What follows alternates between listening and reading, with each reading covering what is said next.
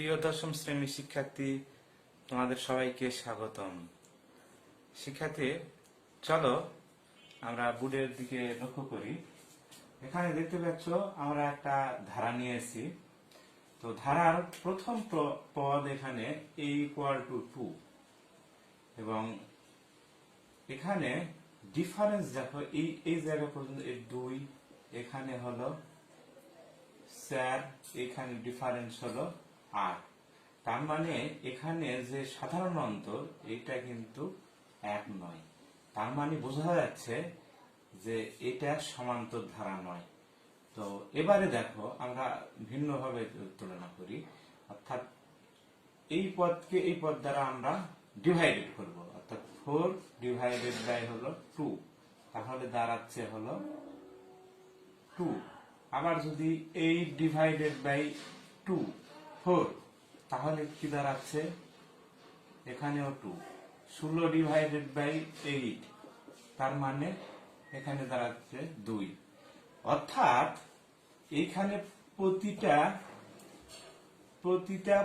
অর্থাৎ আগের পদকে পরবর্তী পদ ডিভাইডেড বাই পূর্ববর্তী পদকে যদি আমরা ভাগ করলে প্রত্যেকটা পদের এই যে অনুপাত বলতেও পারি বা ভাগফল বলতে পারি সমান সমান। তো চলো আমরা আজকে এই ধরনের ধারা নিয়ে আমরা আলোচনা করব। এই ধরনের ধারাকে বলে গুণোত্তর ধারা। আজকের পাঠ গুণোত্তর ধারা। গুণোত্তর ধারা গুণোত্তর ধারা। তো শিক্ষার্থীরা, গুণোত্তর ধারাটা কি? গুণোত্তর ধারা হলো যে গুণোত্তর ধারা সমান্তর ধারার মধ্যে পার্থক্য। সমান্তর ধারার হলো পূর্ববর্তী পদ পরবর্তী পদ মাইনাস পূর্ববর্তী পদ, এর পার্থক্য যদি সমান হয় তাহলে সেটাকে বলবো আমি সমান্তর ধারা। গুণোত্তর ধারার অনুপাত যদি সমান হয়, অর্থাৎ পরবর্তী পদ ডিভাইডেড বাই পূর্ববর্তী পদ, এর পার্থক্য অর্থাৎ ভাগফল যদি সমান হয় সেটাকে বলবো গুণোত্তর ধারা। অর্থাৎ আমরা এই পার্থক্যকে, এই অনুপাতকে প্রকাশ করব আর দ্বারা, অর্থাৎ 4 ডিভাইডেড বাই 2 ইকুয়াল টু 2। এই ধারার ক্ষেত্রে প্রতিবারই আমরা এটা করব। তো গুণোত্তর ধারা সাধারণত বিভিন্ন অফিস, ব্যাংক, বীমা প্রতিষ্ঠানে এই গুণোত্তর ধারা ব্যবহার করে কিন্তু ব্যবহারটা চলে। এছাড়াও অন্যান্য কাজে এই গুণোত্তর ধারার ব্যবহার আছে। আমাদের বাস্তব ক্ষেত্রে গুণোত্তর ধারার ব্যবহার অনেক। তো শিক্ষার্থীরা, এবারে গুণোত্তর ধারার n-তম পদ নির্ণয় আমরা করব। গুণোত্তর ধারার n-তম পদ কিভাবে নির্ণয় করতে হয়।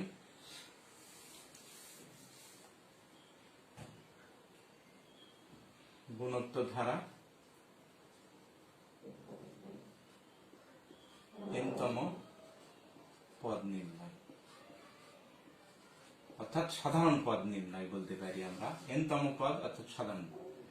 ধরি গুণোত্তর ধারার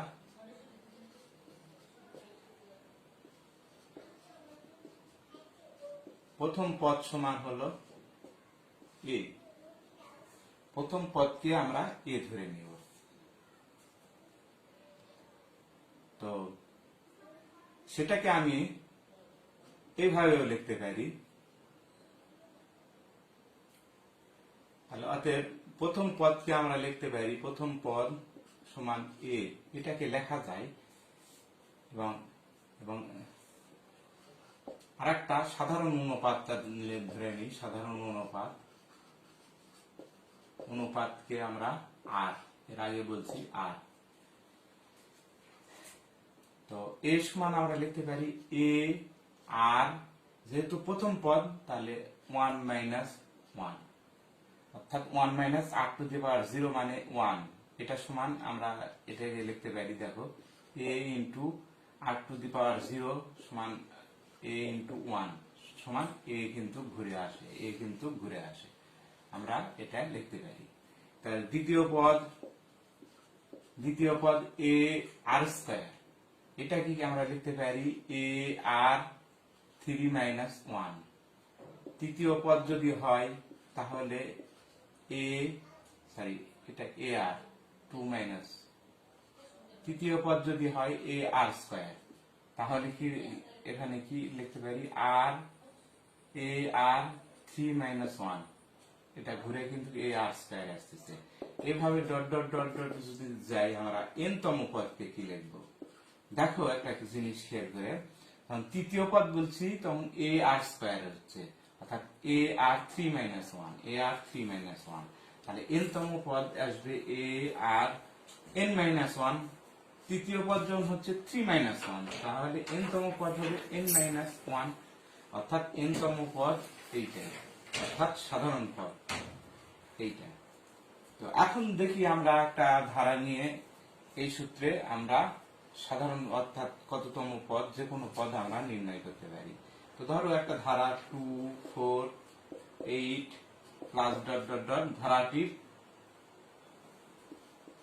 10তম পদ নির্ণয় করো, 10তম পদ নির্ণয় করো। তো তাহলে আমাদের প্রথমেই দেখতে হবে যে ধারাটি সমান্তর ধারা না গুণোত্তর ধারা। তো a সমান আমরা 2 এবং r সমান, এখানে দেখবো আমরা প্রথমে যে বিয়োগ করে দেখতেছি সাধারণ অন্তর সমান নেই, তো তখন আমরা দেখবো যে এটা গুণোত্তর ধারা হতে পারে। তো r equal to 4 divided by 2 equal to 8 divided by 2 সমান সমান 2 একবারে লিখতে পারি, অর্থাৎ ধারাটি গুণোত্তর ধারা, এভাবে লিখবো আমরা গুণোত্তর ধারা।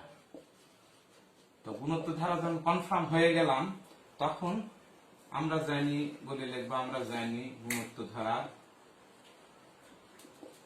n তম পদ সমান সূত্র a r n minus a r two the power n minus 1। তো 10তম পদ কত হচ্ছে, তাহলে 10তম পদ, তাহলে 10তম পদ কত হবে, এই 10 n এর জায়গায় 10 বসবে, তাহলে এর মানটা আমরা বসায় নিতে পারি। a হলো 2, r হলো 2, এরপর পাওয়ার দিব 10 মাইনাস 1, তাহলে 2 গুণন 2 এর উপর পাওয়ার 9। এরপরে আমাদের হিসাব করে যেটা আসবে সেটাই হলো রেজাল্ট, 2 টু দি পাওয়ার 9 গুণ করে যেটা আসবে সেটাই আমাদের রেজাল্ট। তো এভাবে আমরা গুণোত্তর ধারা n তম পদ নির্ণয় করতে পারি। তো এবার গুণোত্তর ধারা আমরা সমষ্টি নিয়ে আলোচনা করব। তো দেখো শিক্ষার্থীরা,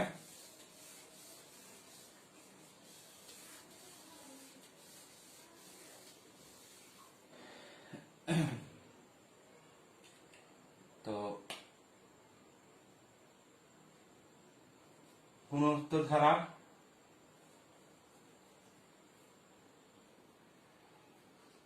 n সংখ্যক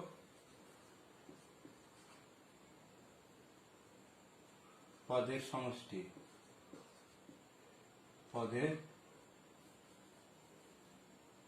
সমষ্টি নির্ণয়। তো দেখো, তো আমরা একইভাবে ধরে নিব গুণোত্তর ধারার প্রথম পদ a এবং সাধারণ অনুপাত r, এটা ধরে নিব, এবং আরেকটা জিনিস ধরে নিব যে n সংখ্যক পদের সমষ্টি সমান Sn, এটাকে আমরা ধরে নিলাম। তো দেখো, তাহলে আমরা Sn সমান আমরা লিখতে পারি প্রথম পদ কি a, আমরা জানি দ্বিতীয় পদ a r, আমরা n তম পদে করলাম, তৃতীয় পদ একটা কম a r স্কয়ার, এইভাবে আমরা ডট ডট ডট ডট আমরা a r a r n minus two plus a r n minus one, এভাবে লিখতে পারি। এটাকে আমি 1 নম্বর সমীকরণ দিয়ে লিখলাম। এবার দেখো এইটাকে এস এন কে আমি আর দ্বারা গুণ করলাম, এই আরেকটা সমীকরণকে, তাহলে আর দ্বারা গুণ করলে আর এস এন ইকুয়াল টু, এইটাকে যদি আমরা গুণ করি এ আর প্লাস এটাকে গুণ করলে a r square plus a r cube plus dot dot dot, এটাকে গুণ করলে আর দ্বারা যদি গুণ করি তাহলে কি হচ্ছে, আমরা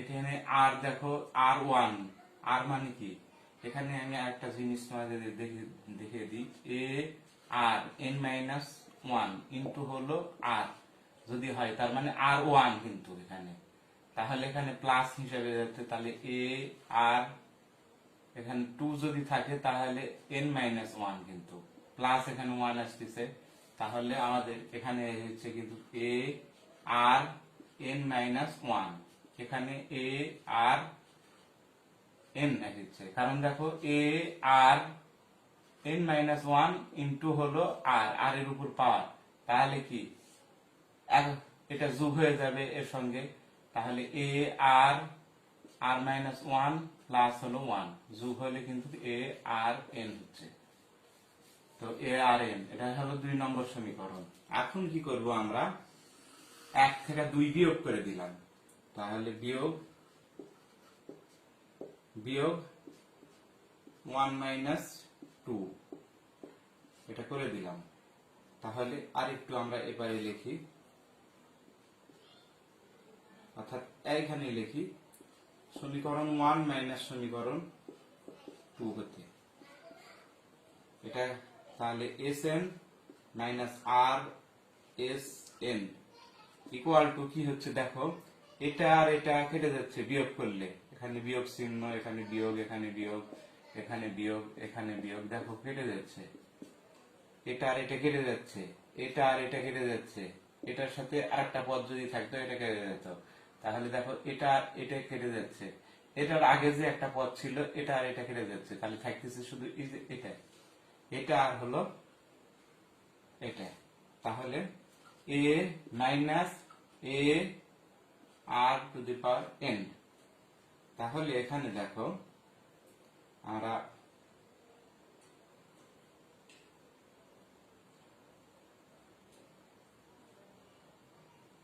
যদি লিখি এখানে কমন কি আছে, এস এন কমন, তাহলে 1 মাইনাস আর, তাহলে এই জায়গাতে দেখো এই জায়গাতে আমাদের এ কমন আছে, তাহলে 1 minus r to the power n, তাহলে এস এন কে আমি রেখে দিলাম, উপরে নিয়ে গেলাম a 1 minus r n 1 minus r, যেখানে এটাই সূত্র,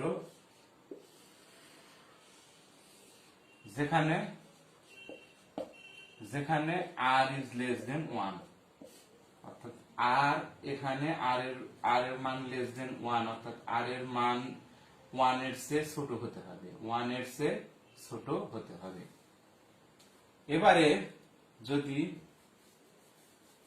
আমরা এই পর্যন্ত আসলাম, এবারে আরেকটা যদি করি 2 মাইনাস 1 যদি করি আমরা, দেখো খেয়াল করে 2 মাইনাস 1 যদি করি, এখান থেকে যদি ক্যালকুলেশন করি আমরা, এখান থেকে আমরা 2 মাইনাস 1 করলাম, তাহলে এটা একটা আমরা সমীকরণ পাইলাম, S n equal to a into 1 minus r n 1 minus r, যেখানে আর ইজ যখন অর্থাৎ সাধারণ অনুপাত 1 এর চেয়ে কম হবে তখন এই সূত্রটা অ্যাপ্লাই করব, 1 minus r n a into 1 minus r to the power n divided by 1 minus r, এটা সাধারণ অনুপাত আগে দেখতে হবে, তারপরে এই সূত্রটা প্রয়োগ করবে এস এন এর।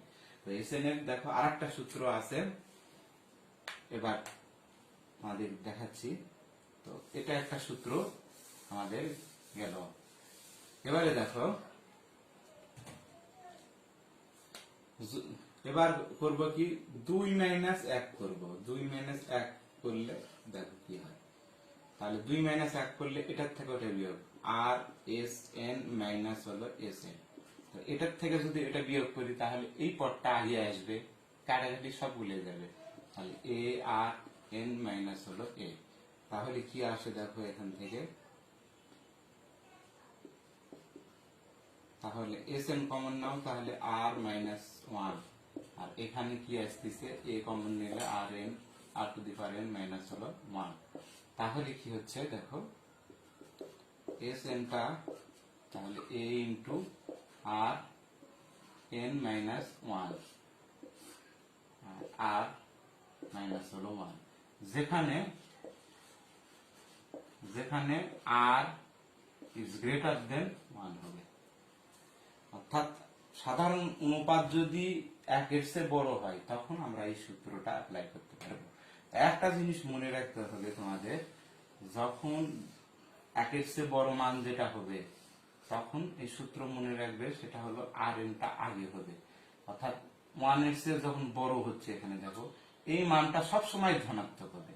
আর দেখো 1 মাইনাস আর এন, এটা 1 এর চেয়ে ছোট, কিন্তু তো এই মানটা সব সময় ধনাত্মক হবে। একটা জিনিস মনে রাখবে যে এই মানটা সব সময় ধনাত্মক হবে। যদি এরকম হয় যে আর ইকুয়াল টু 1, তখন কি হবে? তো দেখো আর যখন ইকুয়াল টু 1 হবে তখন এস এন এর মানটা কি হবে দেখো, আর এর মান 1 দাও তাহলে এটা 0, আর টু দি পাওয়ার যতই হোক এর 1 মান হবে, তার মানে 0, এটা 0, এইটা নিচে এইটাও 0 হচ্ছে। তো তখন কিন্তু আমাদের শুধু a a plus a plus a plus a n পর্যন্ত আমাদের যাবে, এইটা মনে রাখতে হবে। তো এন পর্যন্ত যাবে তখন এটা হলো এ এন হবে। তো আমরা এন সংখ্যক পদ আমরা নির্ণয় করি, এখন এই সূত্রের মাধ্যমে আমরা নির্ণয় করব। তো চলো একটা ধারা নিই আমরা। তো দেখো আমরা একটা ধারাকে উল্টা ভাবে নিই, 16 8 4 ডট ডট। ধারাটির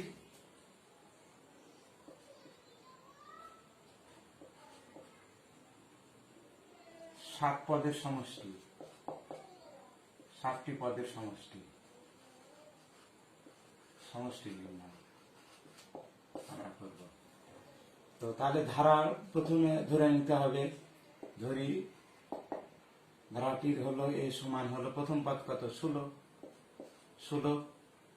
তো সাধারণ অনুপাত কত, ডি তো হচ্ছে না এখানে, সাধারণ অনুপাত আর ইকুয়াল টু হলো একবারে আমরা লিখে দিতে পারি এভাবে 8 ডিভাইডেড বাই 16, সবসময় এই পদ থেকে এই পদ, আবার এই পদ থেকে এই পদ, equal to 4 divided by 8 equal to half আসতেছে।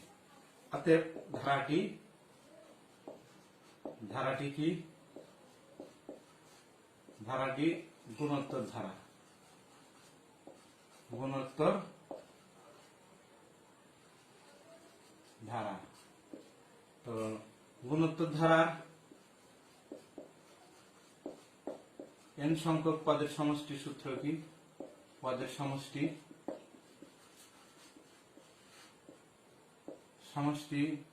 এস এন সমান কি।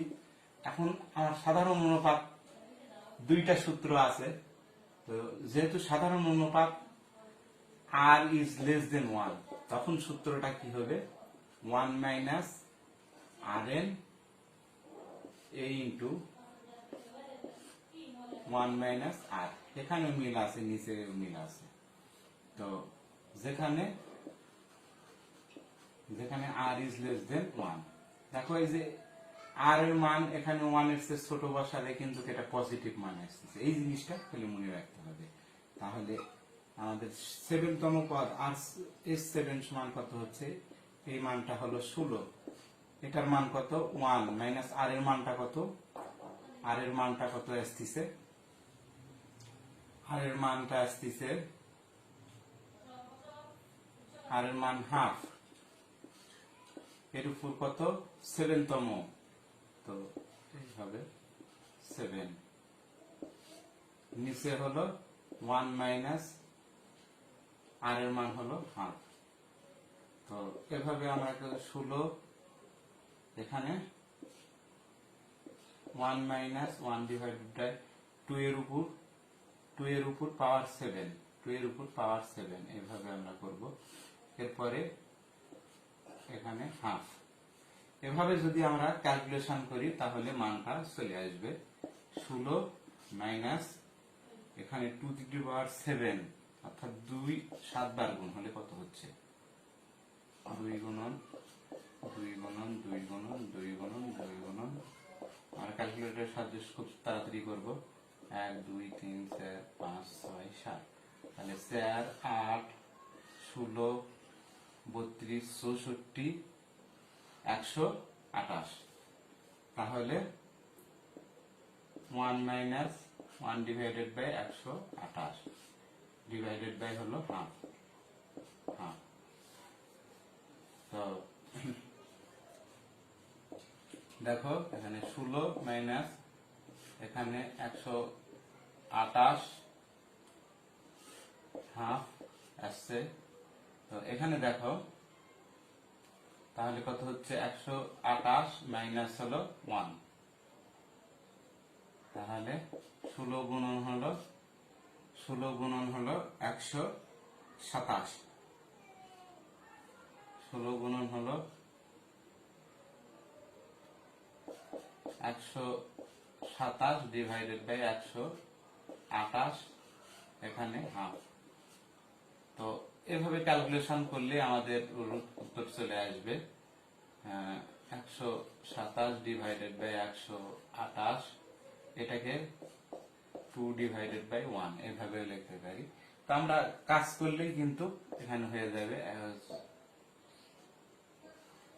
64, এখানে 4 16 64, 127 ডিভাইডেড বাই 4, এভাবে আমরা নির্ণয় করতে পারি। তো শিক্ষার্থীরা,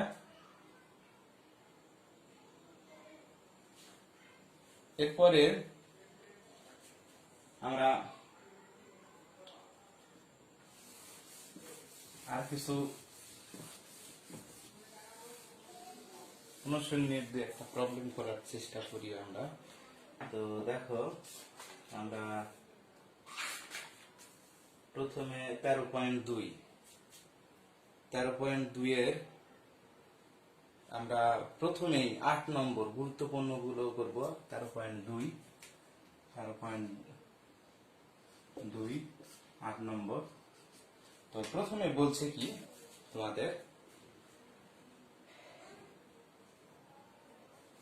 যে গুণোত্তর ধারার পঞ্চম পদ দেওয়া আছে, একটা 2√3 ডিভাইডেড দশম পদ দেওয়া আছে, ধারাটির তৃতীয় পদ নির্ণয় করতে বলছে, ধারাটির তৃতীয় পদ। তো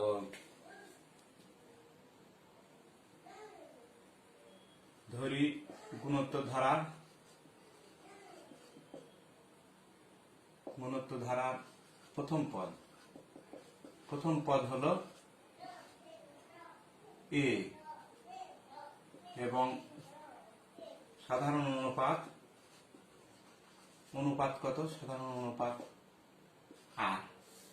যদি তাই হয়, দেখো সাধারণ অনুপাত যদি আর হয় তাহলে আমরা লিখতে পারি এটা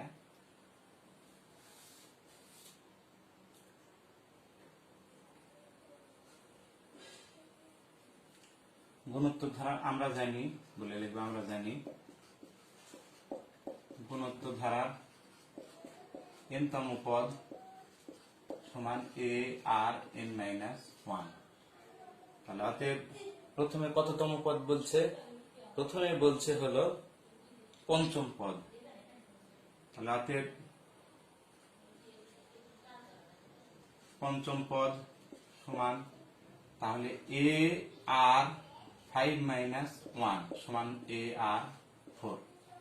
এরপরে বলছে কত, দশম পদ a r 10 - 1 সমান a r 9। তাহলে প্রশ্ন মতে আমরা লিখতে পারি, প্রশ্ন মতে দেওয়া আছে এ আর 4 সমান কত, আমার এখানে দেওয়া আছে 2√3 ডিভাইডেড বাই 9, এটা 1 নম্বর সমীকরণ। আর আবার দেওয়া আছে এ আর 9 ইকুয়াল টু কত, 8√3 ডিভাইডেড বাই 81, এটা একটা সমীকরণ। এখন আমরা এইটাকে এটা দ্বারা ভাগ করব। আমার টার্গেট হলো এ এর মান এবং আর এর মান বের করব। তো আর এর মান বের করেও অনেক সময়, এর আগে আমরা অঙ্ক দেখছি ডি এর মান বের করেও শুধু হয়েছে, কিন্তু আসলে এ আর এবং এর মান বের করতে হয়। তো আর এর মান মাস্ট বি বের করতেই হবে। তো এখন দেখি আমরা 2/1 হতে, তো দেখো তাহলে কি a r 9 divided by a r to the power 4 equal to, তাহলে এটা ভাগ এ 8√3 81।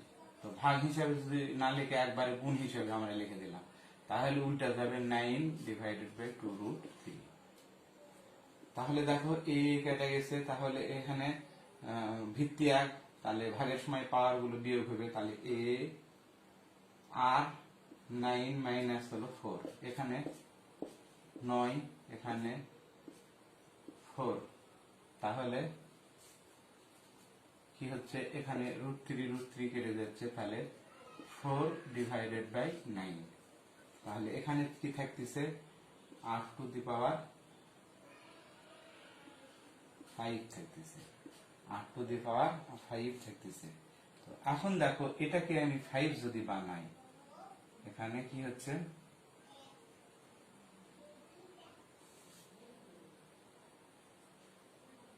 এখানে আমাদের √8√3 আর আছে এই 2√3 আর 8√2, আসলে এটা 8√2, এটা 8√2 হবে, এটা কাটাকাটি যাবে না, আমার একটু ভুল গিয়েছে, 8√2, এটা 8√2 আর 2√3, এটা কাটবে না, এটা থাকবে। তাহলে কি থাকলো এখানে, এখানে থাকলো কিন্তু 4√2 আর নিচে 9√3। তাহলে এটাকে আমরা বানাচ্ছি r to the power 5 equal to 4 কে কিন্তু লেখা যায় √2 ইন্টু √2 ইন্টু √2 ইন্টু √2, 4টা √2 লেখা যায় 4 কে। তাহলে আমি একবারে এভাবেই লিখি, ভেঙে ভেঙে লিখলাম √2 ইন্টু √2 ইন্টু √2 ইন্টু √2, আর এ একটা √2 থাকতেছে, এখানেও তাই 9 কেও এভাবে √3 ইন্টু √3 ইন্টু √3 ইন্টু √3 ইন্টু √3, এভাবে লিখতে পারি আমরা। তো চলো এবারে আমরা উপরে দেখি, তাহলে উপরে কি হচ্ছে, আমার উপরে আমি লিখতে পারি r to the power 5 equal to √2 তার উপর হলো 5, √2 তার উপর 5,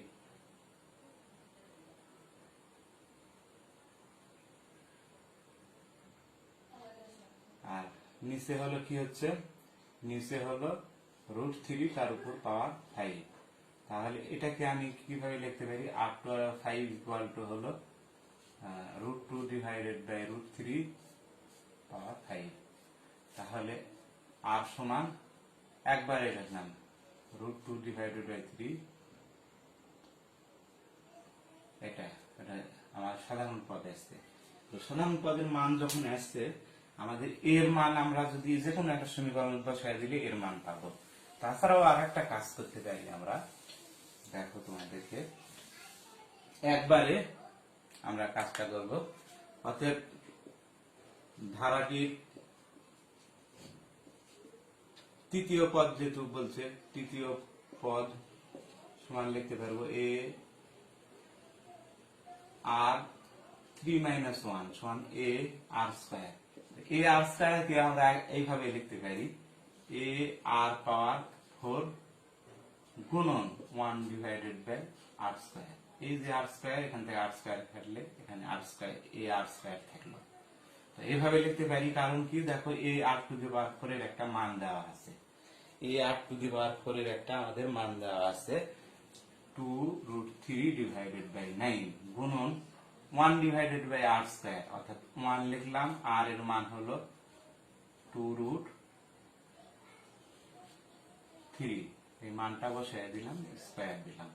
তাহলে দেখো এখানে ক্যালকুলেশন দেখো 2√3 ডিভাইডেড বাই 9 গুণন 1 ডিভাইডেড বাই স্কয়ার রুট কাটা 2√2 ডিভাইডেড বাই 3। তো এবারে দেখো তাহলে 2√3 এখানে ডিভাইডেড বাই 9। এবারে আমরা এটাকে উল্টে দিব, এটাকে উল্টে যদি দিই তাহলে কি হচ্ছে, তাহলে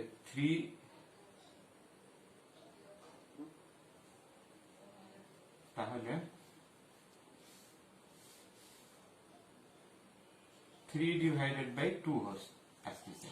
তাহলে এখানে 3 থাকলো, এখানে 2 কেটে গেল, তাহলে থাকলো কি √3 ডিভাইডেড বাই 3। তো এটাকে লিখতে পারি √3 নিচে √3 ইন্টু √3, তাহলে কাটলে 1 ডিভাইডেড বাই √3, এটাই হলো অ্যান্সার। তো শিক্ষার্থীরা খুব সহজে আমরা কাজ করতে পারি।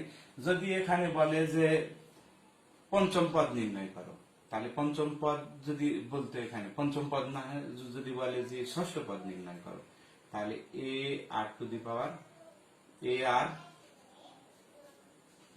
আর ষষ্ঠ পদ, তাহলে 6 - 1 মানে 5। 5 কে আমরা কি লিখতে পারি, আমাদের তো ওখানে আছে 4 পর্যন্ত আছে, ওখানে 4 পর্যন্ত আছে, তাহলে আমরা এইভাবে লিখতে পারতাম আমার 4 এর মান দেওয়া আছে, এখানে 4 এর মান দেওয়া আছে। তাহলে আমি কিভাবে এই মানটা নির্ণয় করতে পারি। তো আমাদের কিন্তু দশম পদেরও মান দেওয়া আছে, অর্থাৎ দশম পদেরও মান দেওয়া আছে।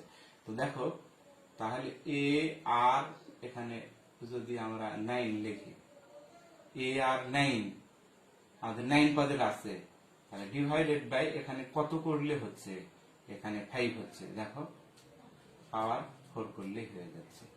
দেখো তাহলে আমরা যে কোনো পদ এইভাবে যে কোনো এই দুইটা মান আমরা কাজ করলেই কিন্তু হয়ে যাবে আমাদের।